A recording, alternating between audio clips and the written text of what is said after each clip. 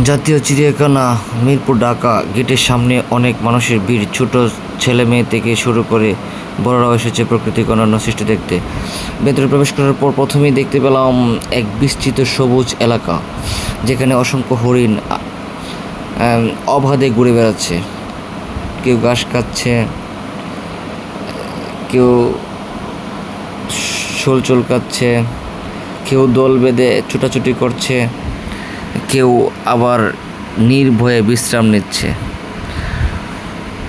হরিণদের চলাফেরা এতটাই মনোমুগ্ধকর ছিল যে আমি কিছুক্ষণ দাঁড়িয়ে শুধু ওদের দেখতেই থাকলাম।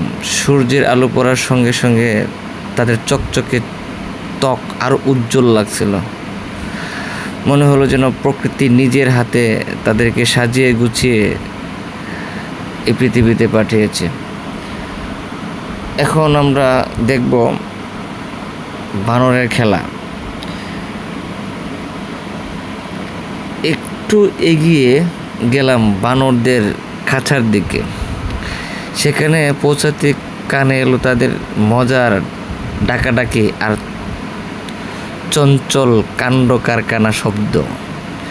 খাঁচার মধ্যে অসংখ্য বানর লাফালাফি লথায় ধরছে। কেউ এক গাছ থেকে আরেক গাছ ঝাঁপিয়ে পড়ছে, কেউ বা মাটিতে বসে খাচ্ছে। ছোট বানরগুলো বড়দের দেখা দেখি মজার কৌশল শিখছে, কিন্তু বানর আবার দর্শকদের দেখে নানা অঙ্গিভঙ্গি করছিল, যেন আমাদের মনোরঞ্জনের দায়িত্ব নিয়েছে। ওদের এমন দুষ্টুমি দেখে আমি নিজেও বেশ আনন্দ পেলাম। এই ওদিকে তাকানো ওদিকে তাকানো, একটু খাওয়া, একটু লাফালাফি করা, এগুলো দেখে আসলে অনেক ভালো লাগছে, যেগুলা টাঙ্গাইল মধুপুরে নাই, এখানে দেখতে পেলাম। তো চিড়িয়াখানা সবাই আসবেন আশা করি। এই যে দেখেন আমার সাথে সে কতটা দুষ্টুমি করতে চাচ্ছে, কিন্তু খাঁচা বন্দি হওয়ার কারণে সে এটা পারছে না, যদিও তাদের মনে অনেক ইচ্ছা আকাঙ্ক্ষা, কিন্তু পূরণ হচ্ছে না।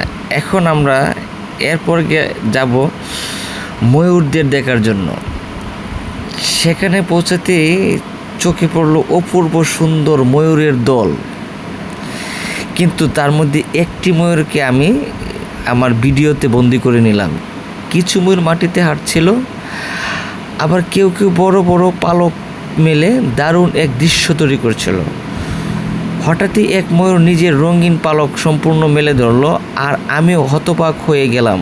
নীল সবুজ সোনালি রঙিন রঙের অপূর্ব মিশ্রণে তৈরি সেই পালক দেখে মনে হলো যেন এটি কোনো শিল্পীর তৈরি আচ্ছা। সূর্যের আলো পড়ার সঙ্গে সঙ্গে পলকের আর উজ্জ্বল হয়ে উঠল, যা আমার মনকে মুহূর্তে অনেক কল্পনার রাজ্যে নিয়ে গেল। ময়ূরের সৌন্দর্য এতটাই মোহিত করলো যে আমি চেয়েছিলাম মুহূর্তটি আরও দীর্ঘ হোক। চিড়িয়াখানা এই সফর আমাকে অপার আনন্দ দিয়েছে। প্রকৃতির এই অপূর্ব সৃষ্টিগুলোকে কাছ থেকে দেখে আমি সত্যি অভিভূত হয়েছি। এই প্রাণীগুলো প্রতিটি যেন এক একটি জীবজন্তু বিস্ময়কর, যা আমাদের পৃথিবীকে আরও সুন্দর করে তুলেছে। এই সফর শুধু আনন্দই দেয়নি, বরং প্রাকৃতিক সৌন্দর্যের প্রতি আমার ভালোবাসা আরও গভীর করে তুলেছে। আশা করি আপনারাও আসবেন।